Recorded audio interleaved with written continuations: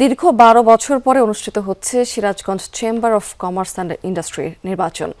আনন্দমুখর পরিবেশে সকাল থেকে শুরু হয়েছে ব্যবসায়ী সংগঠনের এই নির্বাচনটি, যেখানে অর্ডিনারি এবং অ্যাসোসিয়েট গ্রুপ মিলে মোট ভোট দেবেন ৫০৬ জন ভোটার।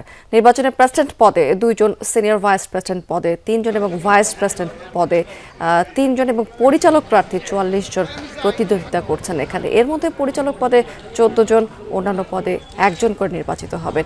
এছাড়াও অ্যাসোসিয়েট গ্রুপে মোট ভোটার ৬৮ জন, যাদের মধ্যে প্রার্থী ৮ জন, নির্বাচিত হবেন ৬ জন। ইতিমধ্যে বিনা প্রতিদ্বন্দ্বিতায় নির্বাচিত হয়েছেন একজন ভাইস প্রেসিডেন্ট। ১২ বছর পর সিরাজগঞ্জ চেম্বারে একটি নির্বাচন হতে যাচ্ছে। আমরা চাই এই নির্বাচন সুষ্ঠু, সুন্দর, নিরপেক্ষ নির্বাচন হোক এবং অর্থমুক্ত নির্বাচন হোক।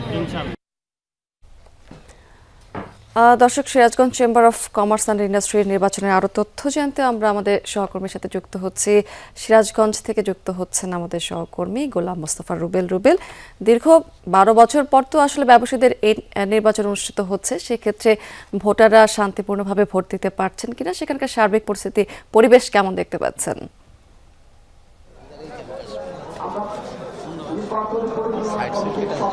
স্মৃতি, আসলে দীর্ঘ ১২ বছর পরে নির্বাচন পেয়ে অনেকটাই খুশি সিরাজগঞ্জের ব্যবসায়ীরা। তারা কিন্তু আসলে অনেকটাই উৎসবমুখর পরিবেশের মধ্যে তারা এখানে ভোট প্রদান করছে।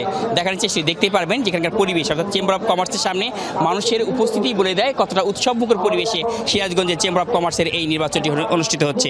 অর্থাৎ এই দীর্ঘ সময় পর এই এমন একটি সুষ্ঠু সুন্দর পরিবেশে নির্বাচন পেয়ে অনেকটাই কিন্তু খুশি অঞ্চলের ভোটার এবং যারা এখানকার ব্যবসায়ী রয়েছেন তারা, এবং যারা প্রার্থীতা অর্থাৎ এখানকার যারা প্রতিদ্বন্দ্বিতা করছেন তারা, সবকিছু মিলে কিন্তু সিরাজগঞ্জের এই যে সার্বিক পরিবেশ অনেকটাই সুষ্ঠু এবং সুন্দর পরিবেশ কিন্তু আমরা লক্ষ্য করছি।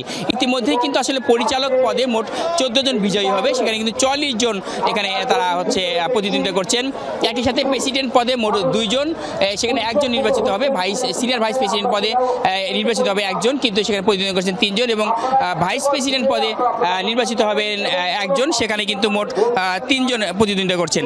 সবকিছু মিলে আসলে সিরাজগঞ্জে এই যে সুষ্ঠু সুন্দর পরিবেশ এবং অনেকটাই উৎসবমুখর পরিবেশ কিন্তু আমরা লক্ষ্য করছি সকাল থেকে, অর্থাৎ বিকেল ৪টা পর্যন্ত মূলত এখানে তারা ভোট প্রদান করতে পারবেন ভোটাররা।